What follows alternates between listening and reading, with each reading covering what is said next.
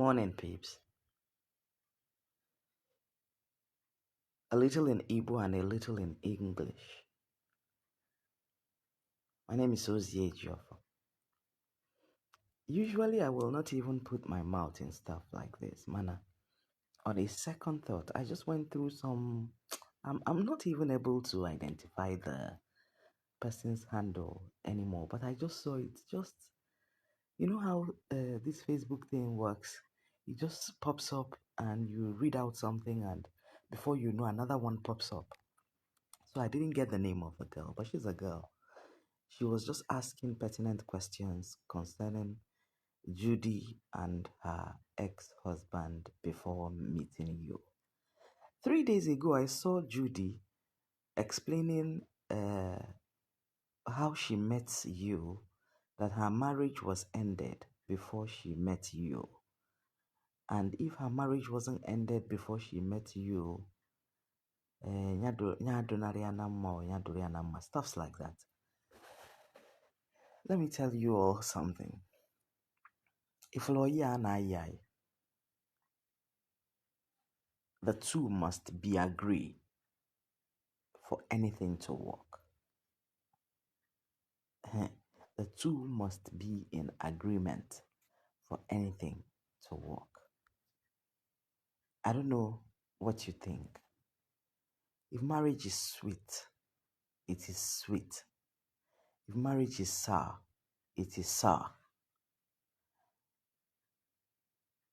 The girl was asking some questions. Was Judy's husband taking care of the children whilst away? Was he a good husband with Judy? Was he?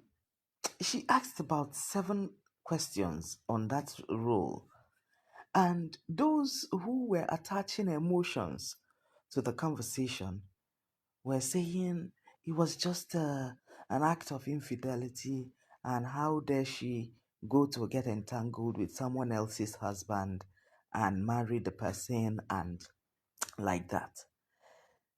But here is the thing. Love is love. Ada agbari ya moto, ada agbari ya ticket. When you jam onye ọ na-eme ka ọ na-eme, it's just a spark. It will be like a spark. It comes with opportunity. You don't care whatever anybody is saying. You chop that knot. If him at that point, but that you are happy, and happy shall you remain. Is you sad about leaving his wife May? He may be. He should be.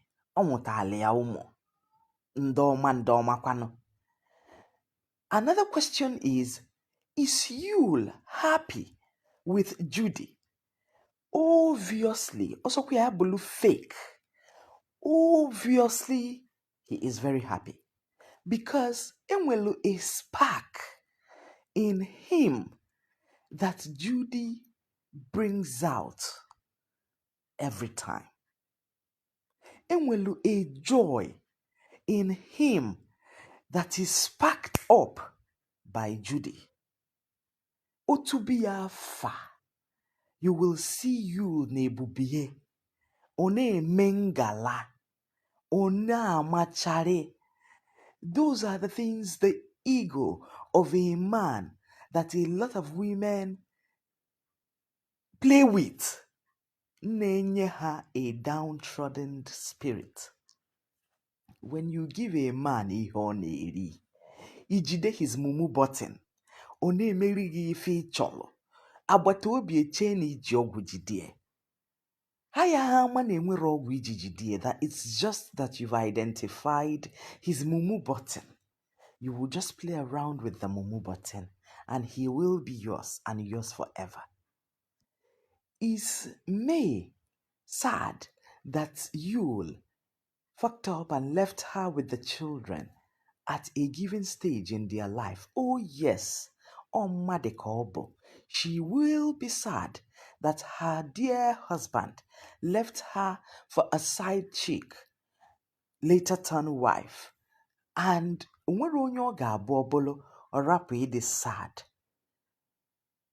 But what is that thing that made that man leave? That is the only myopic thing in the social media warriors anaghị identify. Ọ na-enye Yul that manly regard Yul chọrọ ebe ọma that they got married at a very tender age where Yul is not even able to decipher his left from his right. Is she giving him that vibe that he actually desires as an introvert? You know me, I was thinking Yul was a chronic introvert until he met Judy. I was thinking that Yul is a chronic introvert until Mfuinya na Judy. Mgbe aka nji wee malụ da, this guy ya bụrụkwana a snob. He's not actually an extreme introvert. No na asa nọ n'akụkụ ewepụtabe the vibes that he requires to show forth his spark as an extrovert. Na-emekọzi with mmadụ, na-achị ọchị, na-egwu egwu, na-akpa nkata with mmadụ. It was so hard. Abịa na set, mgbe ndị active, if you know so Yul na anochapụ one side, never ever talking to anybody, you will tag him a very proud person. But little did we know, na enwelu ebube du that guy n'ime that was yet to show forth. He tried being a director long ago and he failed. Because also onye na-achị ọchị na direct mmadụ na ihe ọ na-eme. But check him out now. Ihe niile Josu na-agari ya nnọọ nwasịrịrị werere n'obi ọcha na ebere na-adịghị agwụ agwụ. Because na ọ chọtala ọ dị ka ọ dị ya. Ọ dị ka ọ dị kpọba, ọ dị ka ọ dị eje goru. Is Judy sad that she left her ex-husband for you? Obviously, she's not. Na-agụ no body language mmadụ, na-agbanyere na ụmụ dị involved. She's not perturbed one bit because ọ dị ka ọfụlụtatụwa na nke ọ nọla anọ. And now she's getting Yul, who is extremely showing their shower vibes that she quite required in her life. Nnegosie ọ na-achị ọchị when a woman stops laughing. Ezigbo nsogbu adịgo. When a woman stops laughing in your marriage, ezigbote nsogbu dị. Jee just to dinara ana na main road bebe akwa. Men ịmala ife ya eme nwunye gị ka ọ na-achị ọchị. Biko mee ya na ọ dị mkpa. Ọwụ na-enwe ife ịma that can make your wife constantly smile at every given time. Not necessarily not total or anything, but anything that can make your wife constantly dish out a smile in every conversation, even when you make her angry to the brim and she just chuckles. Please, make sure no ihe imel ọfụma. Ọchị na-adị nwunye gị n'iru. Ọchị na-adị your girlfriend n'iru steady. Ọ na-egbu ụzọ. Ọ na-egbu mkpa. Iya ama ihe dị ya n'obi. The worst of it all bụ na ọ bụ na ịmara ife dị your person n'obi. If you look at Judy, you will understand na ọ dịrọ perturbed with the previous marriage. Ma akwụchi ya ngọ, ma akwụchi ya ngọ. She's not perturbed. What I mean is, whether they sent back the bride price that was done on her head when she was married, she cares not. She chapters not. Ebo no hwa de yamma. That's the bottom line. Ịma na ụfọdụ ụmụ nwoke nyụọ nsị n'ụlọ ụka, ha chọọ ka ha were Bible fichaa ike. He will not go to collect the bride price because no ma na ọnya na-anyụbụ nsị n'ụlọ ụka since ụtụtụ. Osizie na ọ na-azị anọ, o tigharịba ka Rottweiler. Jee narụ n'ngọ ebe ihe dị mma sọrọ gị nsọ, he will not go to collect the dowry. He will never. go to collect the dowry. From Judy's disposition, she doesn't care less whether they collect the dowry or not, or whether the dowry has been sent back. I don't know much about their stories, though.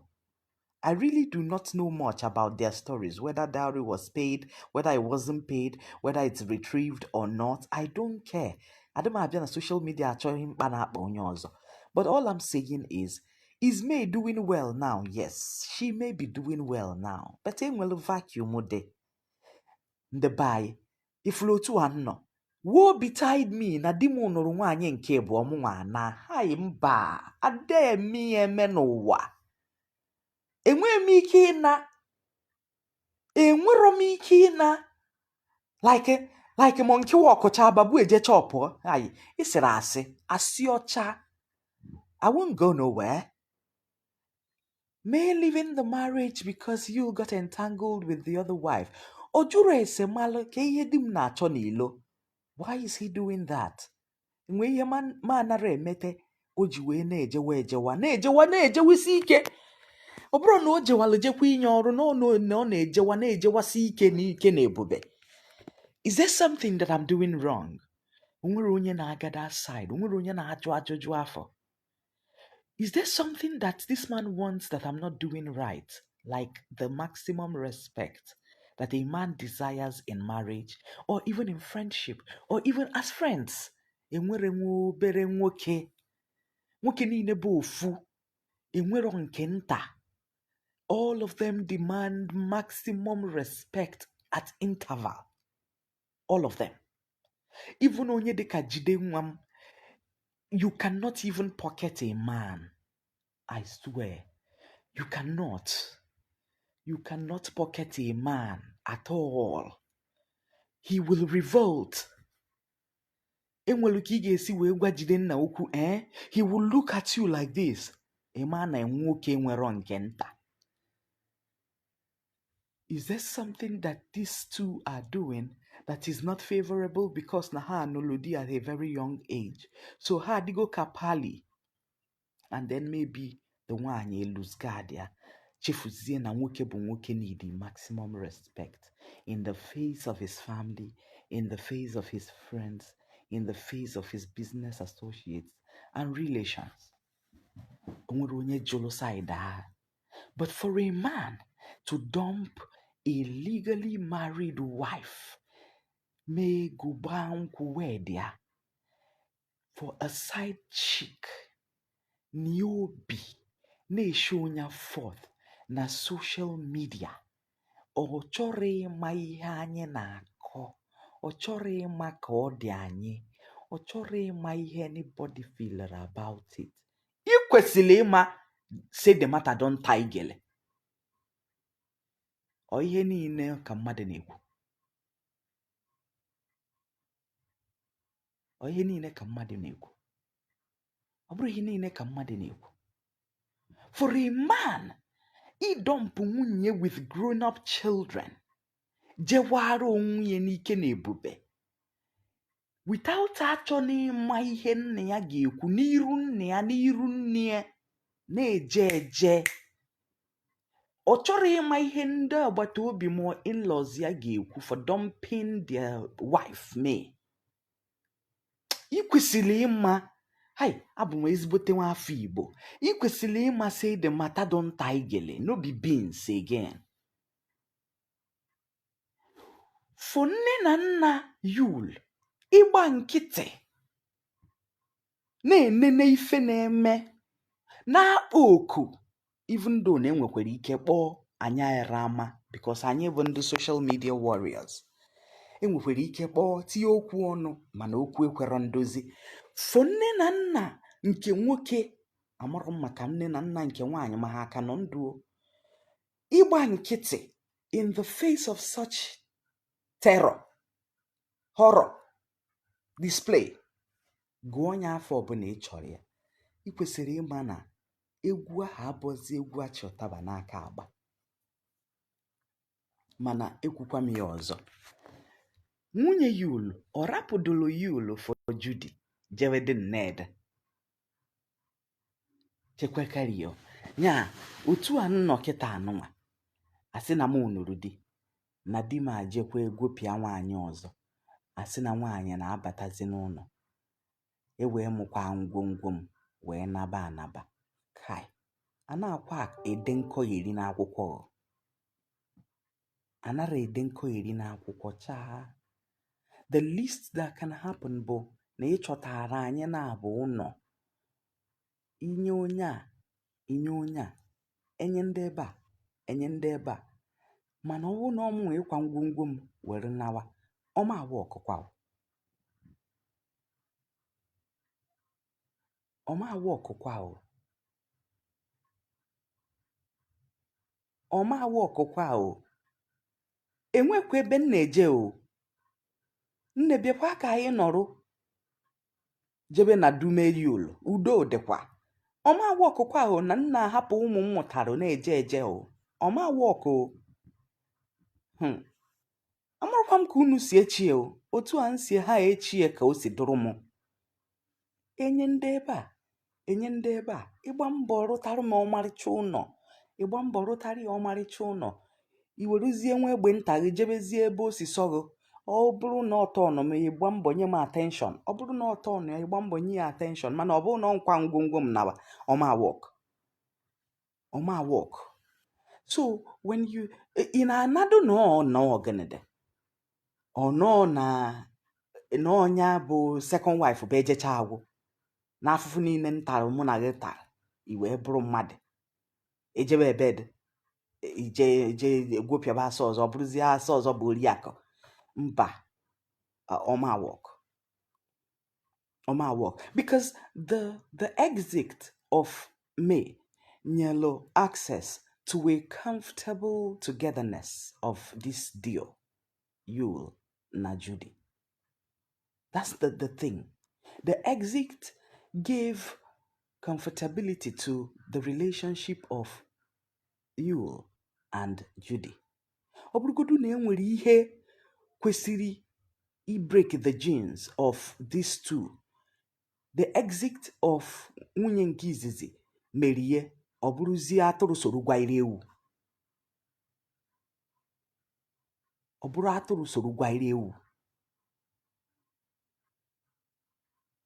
Ọ bụrụ na ịchọpụta ihe nwoke chọrọ na ndụ a dị mkpa,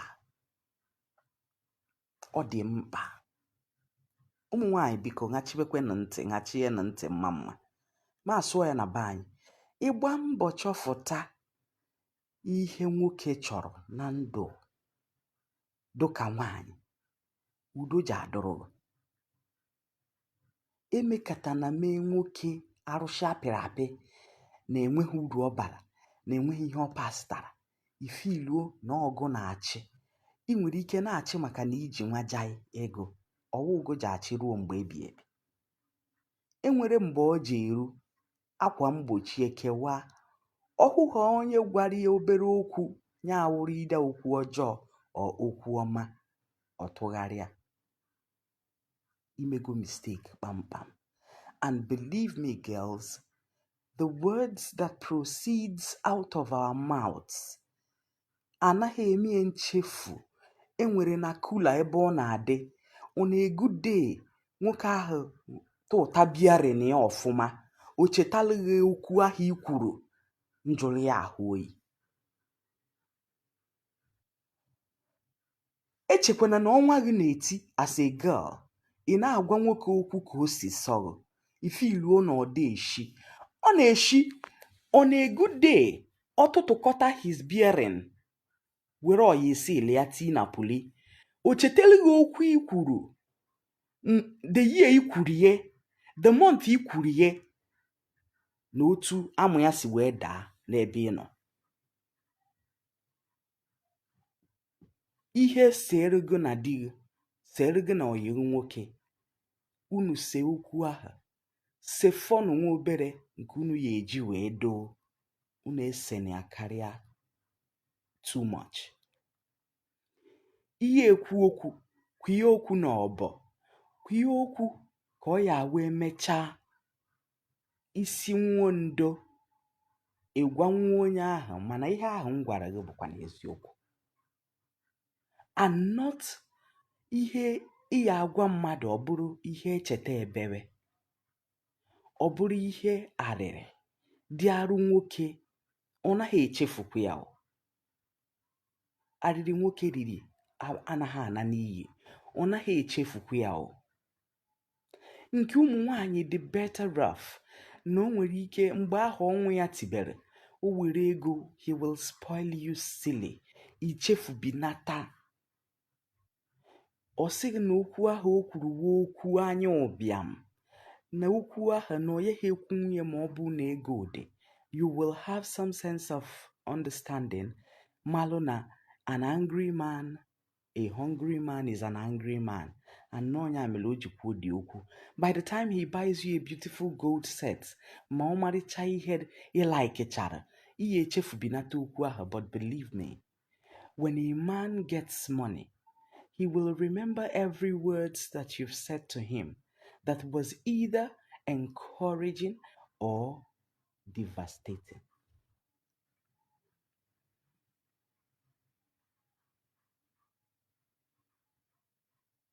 Believe me.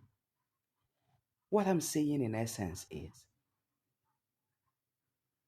enwelo a spark Judy ji bata na ndụ Yul that has given that young man credence, that has made him discover his essence as a man. Wee na-azachari ka ọ sakpụ agwụ. Wee metewere ego aka na wee kpatabana nke bụ ego nụ, na-emezi ihe ego nụ. Ha jilie meela anyị content, ma anyị achọrọ inenie o, ma anyị achọrọ inenie. Anyị nwa nọrụ saịdị a, anyị a na-akụkasị isi. Ndị social media warrior nọlụ, ha na-akụkasị isi. These two people turned husband and wife, and then turned business partners, and turned best of friends, because they've got some kind of a shower vibes that kept them going and keeps them going. Is that a shower vibes lacking in me? We never can tell, because she took an exit route instead of being ridiculed. It's allowed. Mana. Mamia.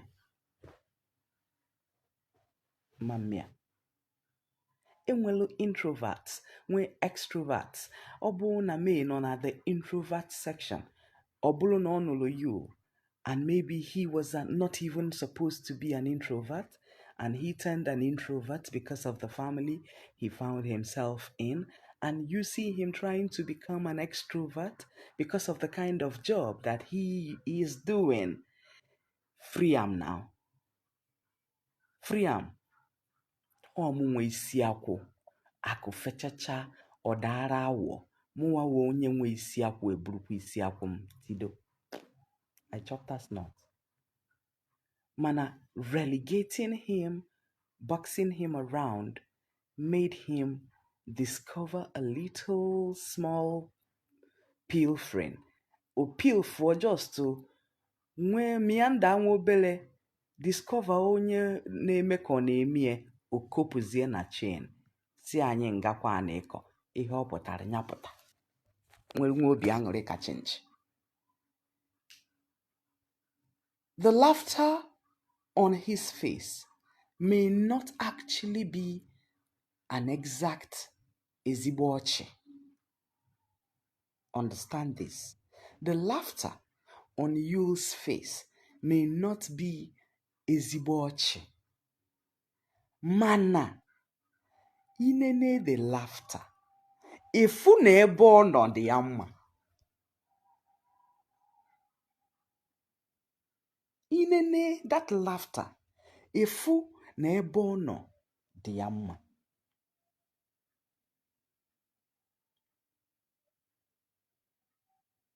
Eziokwu. The laughter on Judy's face bụ ezigbo laughter. The only way o siro bụ ezigbo laughter bụ na o nwere ike tụọ ọrịrị na ọ chụpụkwara nwaanyị ọzọ bedie o. Mana The aftermath of ịchụpụ nwaanyị ọzọ bedie nọchie na ọchị dị ya n'iru bụ ezigbo laughter because onye nke ọ nọburu anụ bụ kịtịkpa fụzie Yul bụ ashawo o nwere obi aṅụrị soro onye nke a na-enwere obi aṅụrị ka chinchi. Ịfụ n'ụwa onye ọbụla na-enye gị nri, onye ọbụla na-enye gị ego, onye ọbụla na-enye gị obi aṅụrị, jezie dinara ana n'udo dị.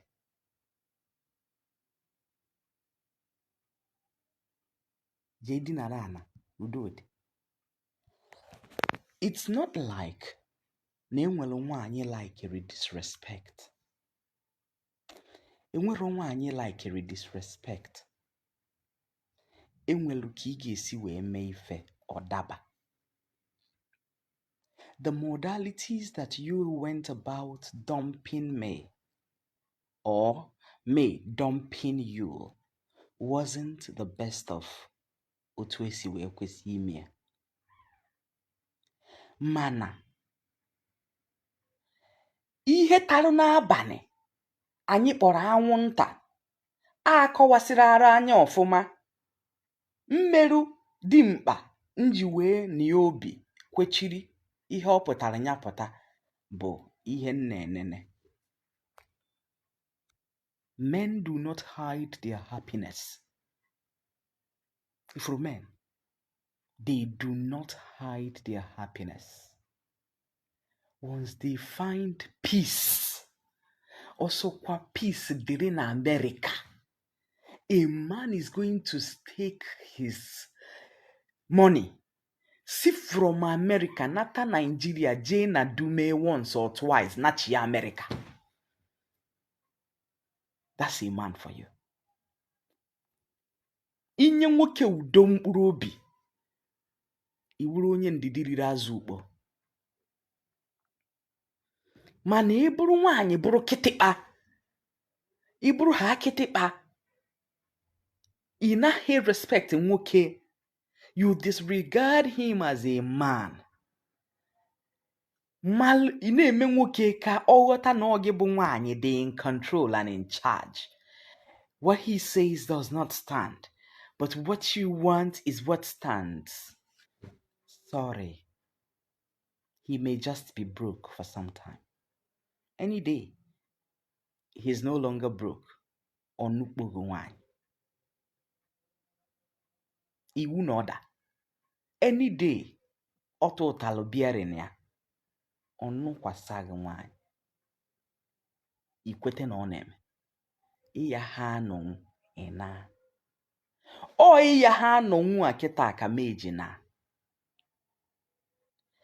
Anyị amakwa ma nwe ihe na-esera. Anyị amara ma nwere ihe na-esera.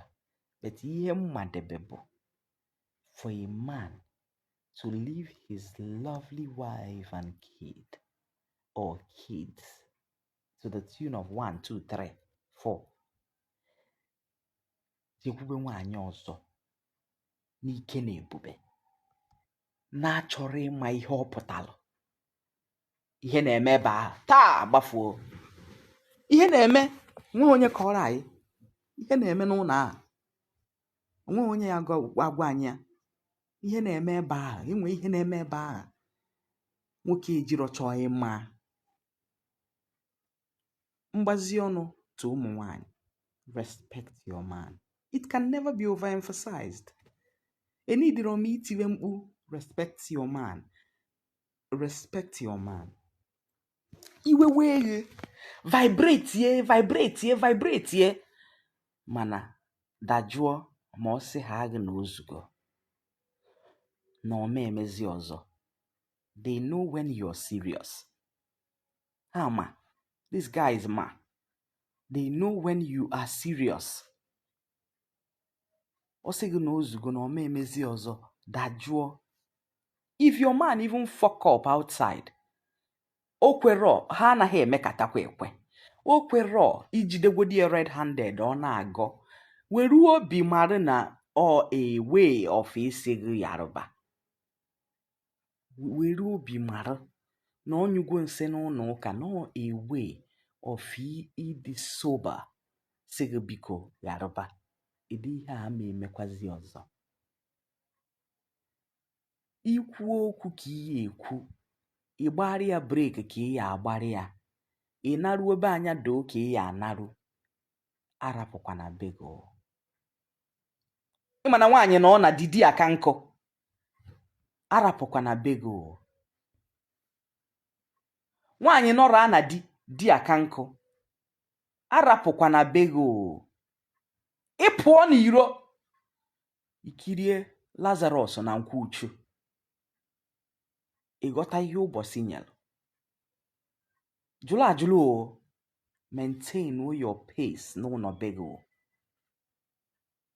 Iwe ewefeni oke, defọ maka ndozi. Ụmụnwaanyị fọkọp ụmụnwaanyị wụ sọsọ ịkparị nwoke. Usually only on rare occasions ka ị na-afụ ụmụnwaanyị na-cheat.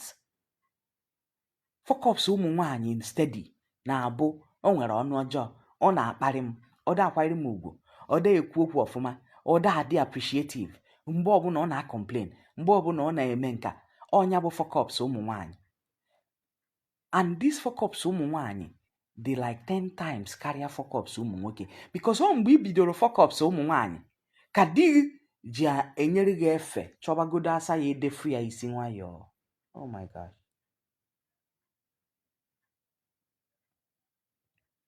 Chọba onye ya edefu ya arụ. Mgbe ahụ ị mebere ihe ahụ, gwada ngwa, ịkparịa ya taa, ịkparịa ya echi, ego adịrọ, ya ha aghọta na ego adịrọ, ichefuo mgbe ọ dịbụ. Ịkparịa ya n'enu ya, ọ na-azị ewetanwu ihe a na-eri, chefuo na enwere mgbe nne ya nara akọ n'ụlọ ahụ, na just na afọ ọsara mmụọlụ okwu. Ịkparịba ya n'enu ya, esie ọ nọrọ na-eri nri, ị nọrọ n'enu ya na-awụ ya ọkụ, na-akparị ya. Ọ sị gị biko nne nye m mmiri aka, isi aja ebinye eji ekwa aka. I just na-akparị ya carelessly. Kai, unu aghọtara ụmụ nwoke. Unu aghọtara, ụfọdụ ụmụ nwaanyị aghọtara ụmụ nwoke. Ndị a bụ puppet. Ndị a bụ bebi. Ụmụ nwoke bụ bebi. Ịma toddler. Ụmụ nwoke bụ bebi nkọ.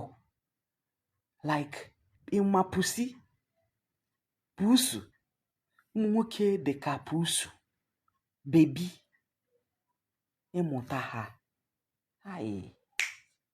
Ịmụta ha. O sign arụghị cheki ya niile pịa. Ijiri aka gị na-edere ego. Forget it. O jiri aka ya sign arụghị cheki ya niile pịa.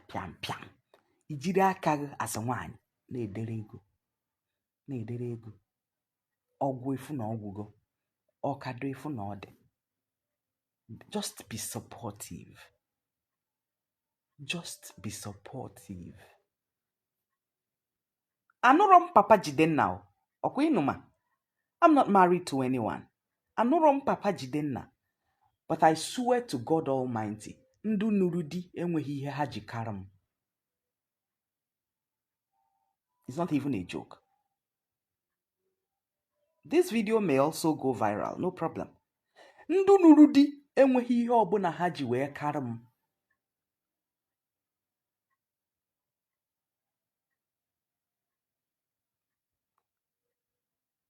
Ifuru Yul, ifuru Judy.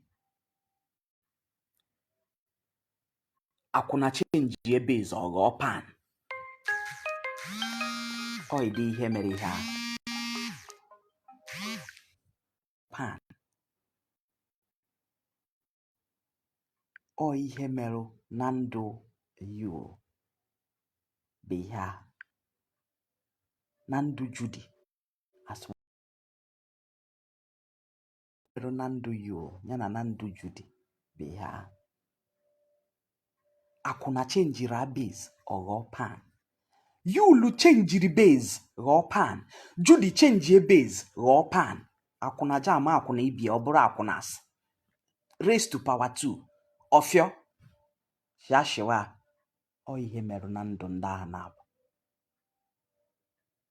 They may not be entirely happy, but trust me, they are enjoying themselves. They are enjoying the moment. They are enjoying themselves. Believe me. So ihe ọ sọrọ anya na-akọ, ihe ọ sọrọ anya na-eme, they are extremely happy. Extremely happy. Nwoke find their peace. Inye nwoke udo. Ụmụasa o. Inye nwoke udo. Unu nye nwoke udo.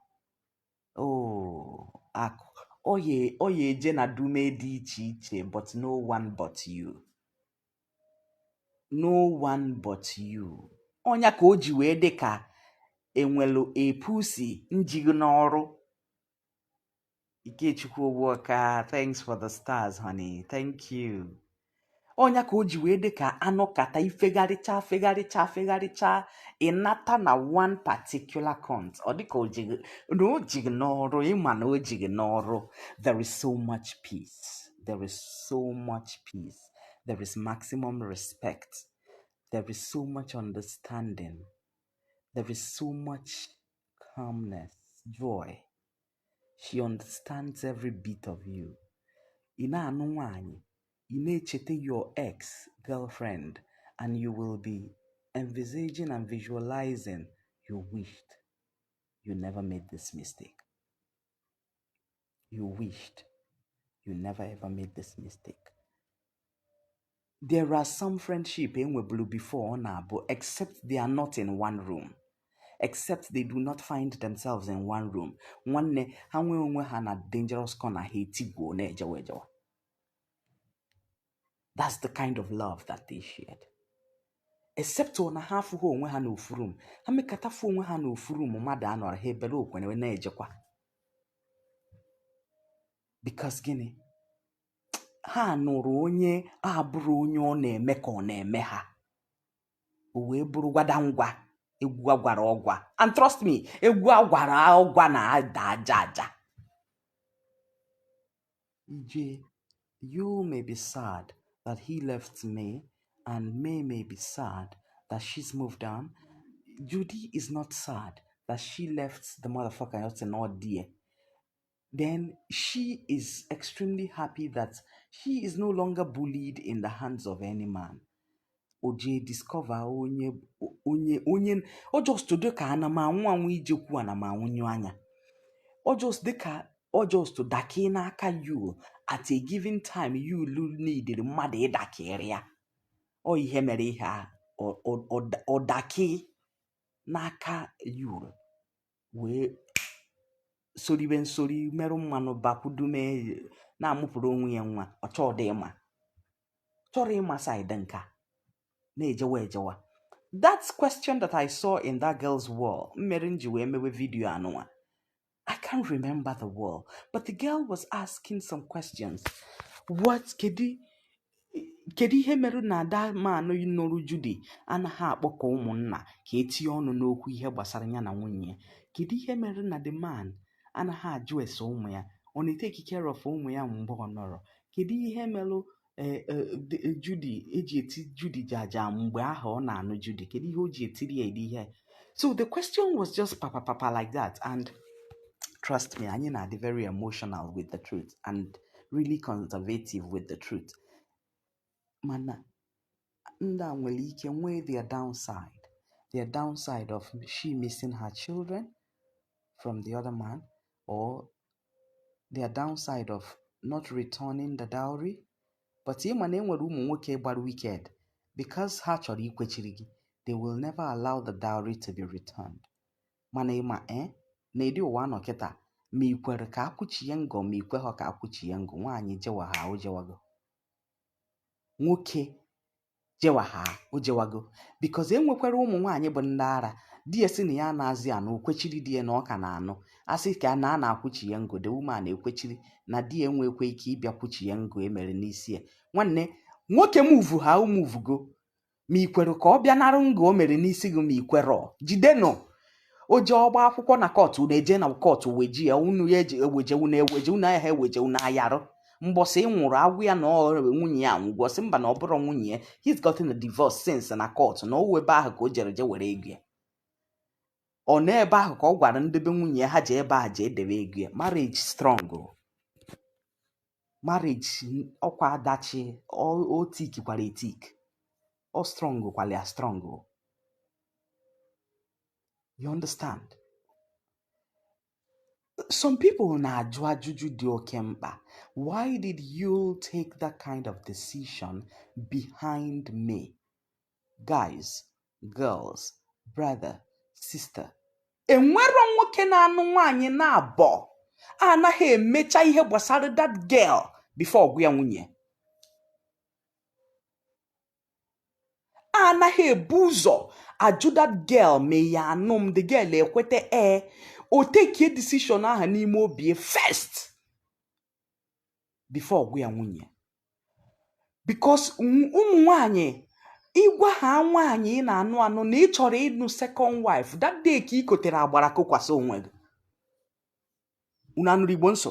That day ka ị kotere agbara kokwasị onwe gị. Ya na obi ya n'akụkọ na ị nụrụ nwaanyị na-abọ ọ ka esi anụ nwaanyị na-abọ mgbe bụrụ mgbe gboo. Ọ bụrụ ịchọ ịnụ nwaanyị na-abọ ime kịta anụnwa ọ ka esi anụzi nwaanyị na-abọ. Ọ dịrọ ka mgbe gboo na-abụ bife ịnụọ nwaanyị na-abọ nwunye gị akpọ ha mitin ndị be nwunye gị amara na ị na-eje ịnụ nwaanyị na-abọ. Ụmụ asa kịta anụnwa dị woski bife ime nya ogbunye oge anya bife ime nya ogbunye oge anya.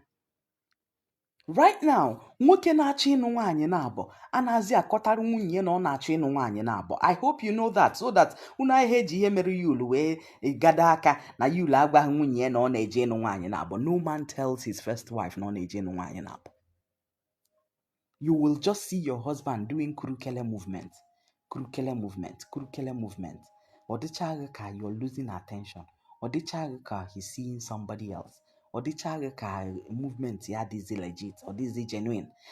Ọ ya na-adịchaghị ka film trick. Ọ na-adịchaghị ka nwoke a nweziri ka o si eme. Otu a ka ọ ya na-adịghị until it matures. Otu a ka esi anụ nwaanyị na-abụ. Enwere onye na-abụ chọọ ịnụ nwaanyị na-abụ je gwa nke izizi. Nne, I saw somebody that I think I should marry. I'm the only son and I want to get a second wife. Biko asịkwa m ka m gwa gị ka ọ ya abụọ batakwa ka ime ekikwara ya space ka ị lọvụọ ya ka isi lọvụọ m ka ọ bụrụ nwunye anyị ka anyị nna ya biri ọfụma ka anyị ghara ị na-eso okwu. Na lie! No be so they marry second wife. Taa agbafuo. Kedu onye na-akọ ya? Ọ bụrụ ka esi anụ nwaanyị na-abọ. Ka esi anụ nwaanyị na-abọ wo secretly nzuzo until ọ mature cha before nwunye nke izizi ewere mmarị na anụ nwaanyị na-abọ. Isioma, I'm not sounding like I'm with anybody's husband. I'm single. I've never been married. Nwa ka m chọrọ nweta nwa, nchọkwa ọzọ nweta ọzọ. Izuru aka eme ị na-eme ihe ị chọrọ. So I'm just telling you the factual scenario of second wife marriage. And you can cash it in any bank. Enwere ike ịjụọ daddy gị ọ gwa gị eziokwu. Ị ajụ papa gị ọ gwa gị ka esi anụ nwaanyị na-abụ. I am a custodian of culture and tradition. So ihe ọbụla m na-agwa gị n'ụtụtụ a bụ factual scenarios. Adị m attach emotions ma nchọ ime the program a.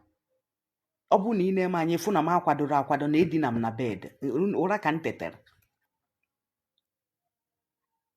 You understand? Anaghị anụ nwaanyị na-abụ agwa nwunye nke izizi na a na-eje ịnụ ya nwaanyị ọzọ. Otu esi anụ nwaanyị na-abụ bụ na ihe eji aka gị discover a sheepish way of losing your husband gradually. Ọ bụ na ị mara ihe inyobe anya na mmiri ma na di gị achọkwa ikopụ. Imewe ihe mma pampabụ ya he may have a change of mind. Mana ọ bụ na ị na-eme galadima na okwu ga-ekwere okwukwu in that particular time ị discover ya, ọ nukpoghi nwaanyị before you know it. Ọ nukpoghi nwaanyị, you no go know when it happen. Seriously.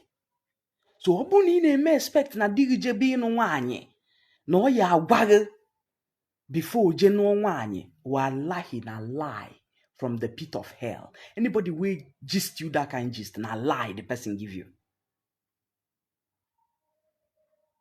Otu di gị ji emekata ihe gbasara the girl, mekata ya sheepishly, just nwayọ because na maybe na nwunye nke izi na-enye ya tatuwa. The only time eji anụ nwaanyị na-abụ legitimately site na nghọta na ịkpa nkata bụ ọ bụ na nwoke na-anụ nwaanyị, ọ bụ na nwunye ya nara atụ ime,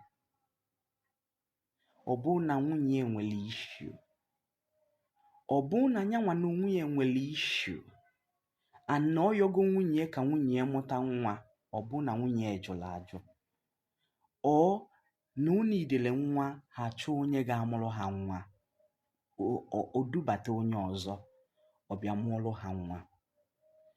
A na-enwe great understanding between the first wife and the nwaanyị a na-achọ ịnụbata.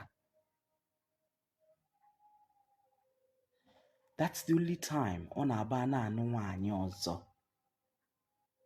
enwe nghọta, kpaa wee larụ n'ute.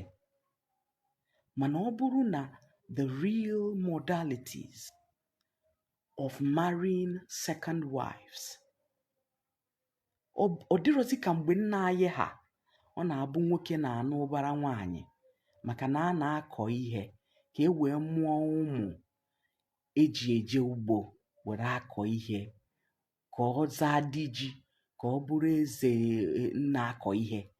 Ọ dị ọzọ otu a. Right now, when a man wants to take another wife, ọ ga-echi nwunye nke izizi ezigbo warning on certain characters ọ na-display or like it. Ọ ga na-agụ ya ka egwu, na-agbụ ya agba, na-akụ ya ka ịgba.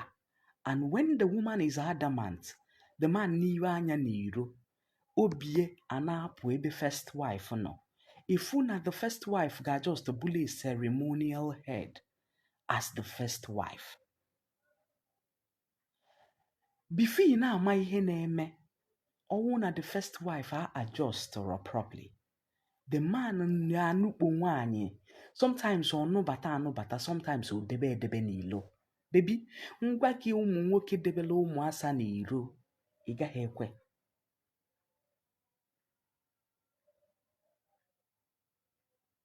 Ụmụ nwoke nọ, baby anazikwa eme ihe ụmụnna na ụmụnne ije dị in support. Ụmụ nwoke have their ways of taking their friends, onye egbu okpuru ede, onye ejiri mkpọ, onye ha just kombute their friends, kpọta ofu uncle si uncle na nwaanyị nke ọzọ anazi edefọ m arụ, eje eme ego nwaanyị ọzọ, gbaa nkwụ nwaanyị ọzọ, iche na ọgụ ka aka na-anụ. I'm not kidding you. Before na-ama ihe na-eme, onwego nwaanyị ọzọ, ị na-ajụ kedu ndị bịara ụbọchị ya gbara nkwụ onye a, ofu ụbọchị efu the picture. Ọ bụzi otu aha anyị si chee na esi anụ nwaanyị ebuọ mgbe ahụ ka esizi anụ ya now.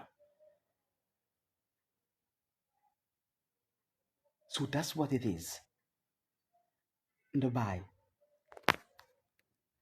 Ihe gbasalụ Judy na Yul nwere ike ọ na-afụ anyị ofu n'obi zi pertaining the modalities why Yul did what he did without even letting nwunye marụ na ihe ọ chọrọ ime. Fugo Binna has just confirmed it.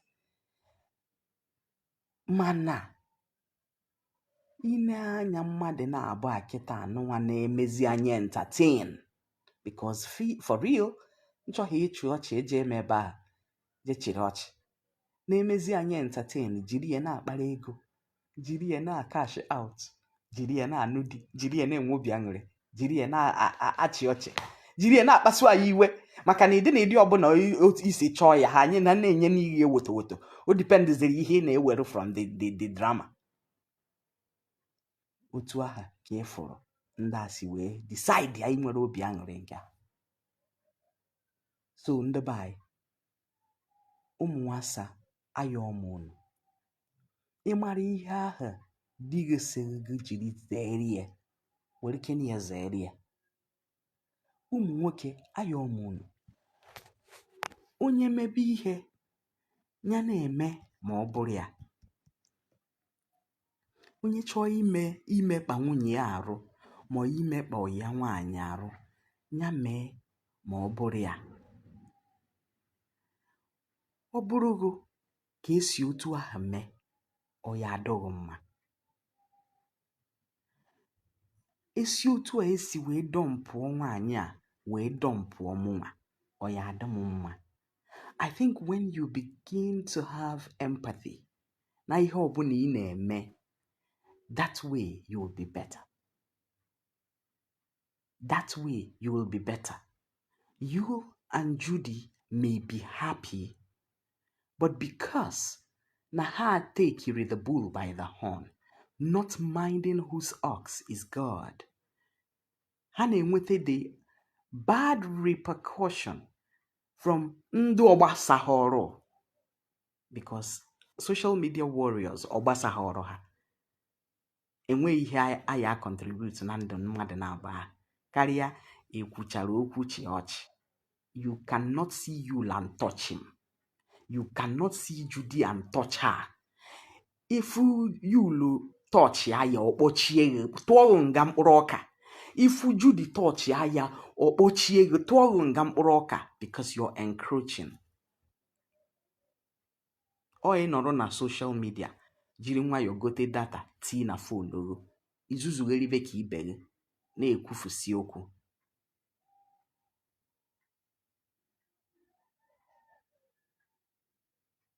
So ifu onye na-anụ di, ụmụasa, ifu onye na-anụ di, can you please respect that relationship na ọ dị mkpa. Ifu nwoke ji nwaanyị, adị m eme aristo. Ifu nwoke ji nwaanyị, can you please respect that relationship. Enwelu ndụ na-abụ a na-egotela ụmụasa ihe karịa ka esi egotere nwaanyị a na-anụ n'ụlọ. O kwesịghị ịdị otu ahụ. Ihe ọbụla igo nwe ọrụ nwunye gị, i kwesịghị igori asa. Ka anyị bịakwa, ihe ọbụla igonye nwe nwunye gị, i kwesịghị ikwe igori asa. Kama na we understand na enwere ụmụ nwaanyị dị insatiable. Ihe ọ sọrọ onye ha, they are not grateful. They are not saying thank you.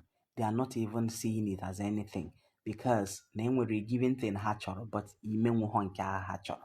But whatever it is that you're not able to give to your wife, give less to your girlfriend. Ugugadia. Do not compare your wife and your girlfriend. Biko. Do not compare your wife and your girlfriend. These two parties, no walls apart. Nwunye bụ nwunye. Girlfriend bụ girlfriend. Enwero a job description for a girlfriend. Enwero any job description for a girlfriend. Ife meghe taa, the only person ga-agbata a ga-akpọ na phone bụ nwunye. Ọkwụnụma. Ife mere agha tata, the only person enwere ike ịkpọ gwa no suo no meo bụ nwunye gị. Ọ bụrụ girlfriend. Girlfriend ya nọ one corner. Iwewe ya change phone ya. Iwewe ya self ọ ya adaza. Except mo nke dị extremely loyal. So enwe ihe ọbụla unu na-eme with girlfriend outside marriage, let it be solely described. Let it be solely described. Anyị agafene nku aka, eji na-ebata ụnọ, showcase n'ime ụnọ, ederighị deletie, ịgụcha deletie, lovi deletie, ebuzina drama aha aba n'ime ụnọ, ọ da-adọ mma. Ọ bụrụgo bụ nwaanyị, ịfụ those things ịnụcha, ka Chukwu si kee ụmụ nwoke ka m na-ekwu. Ọ bụrụgo bụ nwaanyị, ịfụ the kind of things ụmụ nwaanyị na-afụ na phones ndị di ha, na fonu nwunye gị asị nwaanyị, na fonu di gị asị na ịbụ nwaanyị, ịnụcha, enwezi ihe ọzọ eji a na-akọ. Ụmụnna ada ekpie. Biko, be empathetic. Tii nwaanyị na that shoes. Anukpo na nwunye gị nwaanyị if it is something that you can deal with. Ọ na-prevent a lot. Ọ na-prevent ridicule. Ọ na-prevent drama. Ọ na-prevent onye kwesịrị ịnọ n'udo ayazi anọ n'udo. Because o nwere ike ọ bụrụ nwa obere ihe na-esere gị na nwunye gị, ije bụrụ akpị dịarụ nwunye gị, si ya na ya anukpu ya nwaanyị n'obere ihe na-esere gị na nwunye gị. Before you know what is happening, ije nụta akpị nọ n'ụbata, ifiluo na ị ga-adị happy. Ọ bịazie ọgba achachacha na-agba na ndụ gị. Who send you? So ihe anụnwa ịfụrụ na ọ daitara Yul na Judy nwere ike ịtra ya ọgbado, ọ ya ha daitara gị. Ịghọtago?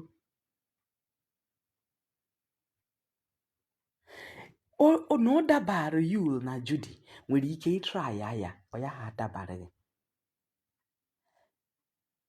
Ịmarụ jurisdiction nwunye, gbaa mbọ ascribe ya that jurisdiction to nwunye. Don't ridicule it. Akparị na nwunye gị, ebute n'ihe mkparị chacha n'akụkụ nwunye gị. Ibe gị na-achụ asa, yes, ha na-achụ ya ote aka if need be. It's not a must. Man, if need be, gbada. Emekata na mee ihe ọbụla ga-adị tantamount to your matrimony. Asị na ị na-arụ ọbụ dọtị n'iru nwunye gị ma ọ na-arụ nwunye gị just because of asị ịchụtalụ somewhere. Then ụmụasị a na-adọ achụta haba. Anyị niile bụkwa mmadụ.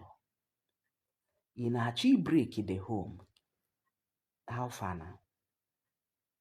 Ịbanyekwa onye ọzọ bịakwa break your home. Ịkụbara break the first wife's home. Ịbanye, another third person is coming to break your own. So echekwana na ọ na-ịbacha oje zip up asị nwa egbe nta dị n'iro bụ nwa egbe nta dị n'iro. Ịbacha abacha o mechinete ụzọ, nwantịntị oge o meghekwa ụzọ jekwe kubata onye ọzọ ya break kwe your own happiness. That's the truth. That is the truth. So, ọ bụ na ịbụ asa laikiri ndụ Aristo, guys who are married, that's what I mean by Aristo. Ime nya na ọbọ, use your sense, they use your head. Know your place. Chikito enwero any job description na ndụ nwoke, ọkacha nwoke ji nwaanyị. Ifuru karịa ije na dume, ọgwụ ha. She could be very nice, very intelligent, educative. O nwere ike bring ya ideas na-eweta good yield. Nwere ike nwunye nọrọ n'ụlọ, aya ha na-bring ideas na-eweta good yield. Ihe aha bụ akara aka udekwe, ada eme ya mficha. Utilize each of them mgbe ahụ ị nwere ha. Ọ bụ na onye nke a nwere great ideas, utilize that person, get the great ideas, invest in what you can, but please, do not rub it n'iru nwunye gị as na o nwere ihe ọ pastalụ. Ọ na-egbu mmụọ. Ụmụ nwaanyị, do not rub it on your husband ma ọ bụrụ na ife edekata ife adozie. Ị chọọ ijizi nwoke merụ ihe eji ehichara ike.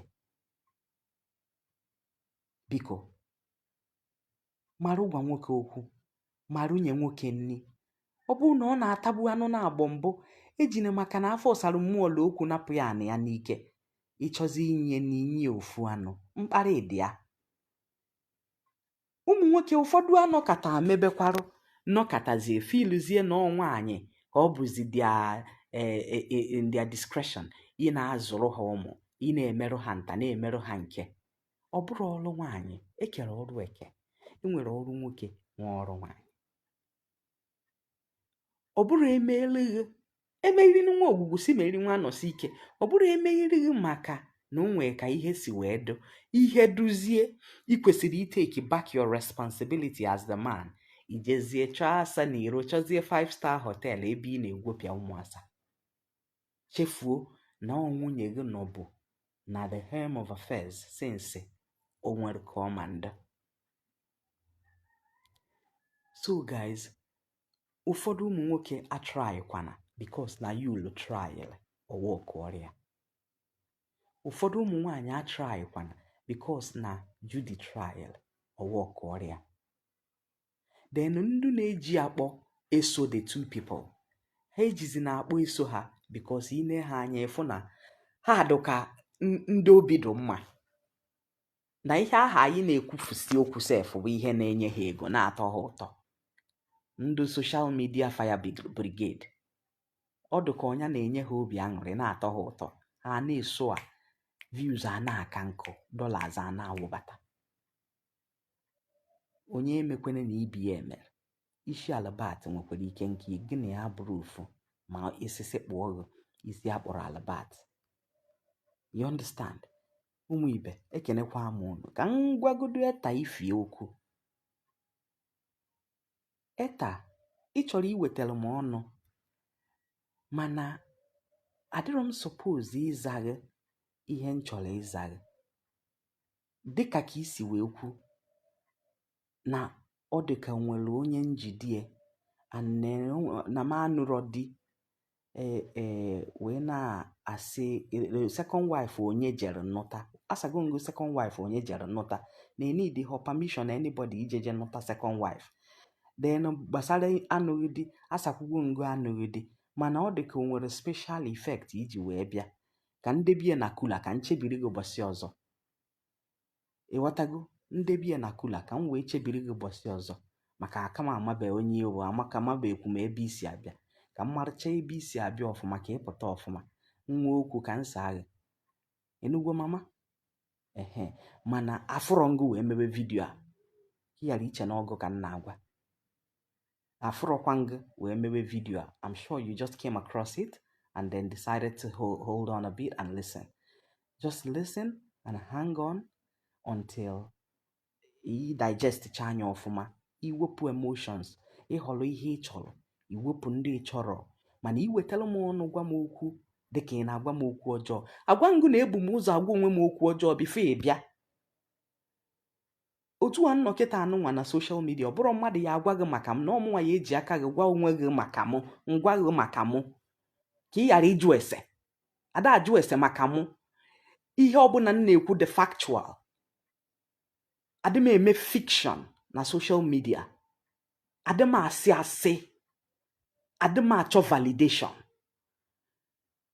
Adị m n'oke wee na-eje. So ka nnene gị ọfụma ka ị were na-apụta ọfụma ka m wee ghọta ebe isi abịa. Nke eseme na onwe ike na agwara gị na mụ na di gị na-ayị. Biko gwa ndị ahụ sị ha na m adị eme aristo. Enugwo? Sị ha na m adị eme aristo. Na ihe ọbụla nna anyị bụ onye na-amụta ego, nnukwu ego, na ego kirikiri anaghị egboro m mkpa. So except ma di ga-eji di ego m chọrọ. Ma na-anarị gị ya. No, jee manibe enu na m adị eme aristo. Ịghọtago? So ị na-agwa m okwu ishepu ọnụ gị eshepu ọfụma ọfụma in case iche na ị nọ na live broadcast afịrị ọnụ. Adịghị abịakwa na live broadcast ma afịrị ọnụ. Ịnụgo mama? so ihe wetu obi ọfụma ịbịa na live broadcast iwelu nwayọọ gee ntị na ihe a na-akọ. Ọ bụrụ na ịwọ ime I chọpụta snot, ọ bụrụ na ịbụ iyi Judy achọrọ m ịma, ọ bụrụ na ịbụ iyi Yul achọrọ m ịma. Enwere ihe gbasara mụ na ndị agha niile, but ihe m na-ekwuwo ihe nwoke ji eje anụ nwaanyị ọzọ na-agwaghị nwunye nke izizi, na ihe ụmụ nwaanyị ji luzu di ha na-amarọ mgbe ha ji luzuo di ha. Onya bụ the bottom line for this live broadcast. I hope I made it clear enough. Have a beautiful Sunday, guys. Thank you so much for joining this live broadcast. Thank you for listening. Thank you for sieving what I've said. You can trash the trashable and pick the ones that you think is ideal. Ekene m ndị be anyị, afa m ka bụkwa Ozie Ejiofọ. Ka m chọọ ihe m meri o jare na agụye ụzọ agụye ọnụ. Ndị niile sonyelu m taadịn, ekenelu m unu rinne. Kama na unu a na-akwa share vidio m, and unu anara enye m stars, o wee bụrụ ihe mwute o wee dịarụ m. Unu like ya videos, unu share the videos, unu enye m stars. That's what's up. Obi a na-adị m mma. Anọkwa m na YouTube. A lot of you are not even following on YouTube, and most things are even done there more. So YouTube handle mobile at Ijele Solid. I search ya at Ijele Solid. Christiano Ozioma Ejiofọ. You got for all my social media handles at Ijele Solid. Dekwa na ha ncha niile. Facebook, Instagram, Twitter, YouTube, LinkedIn, TikTok, everywhere. Iwatago, thank you so much. Big ups.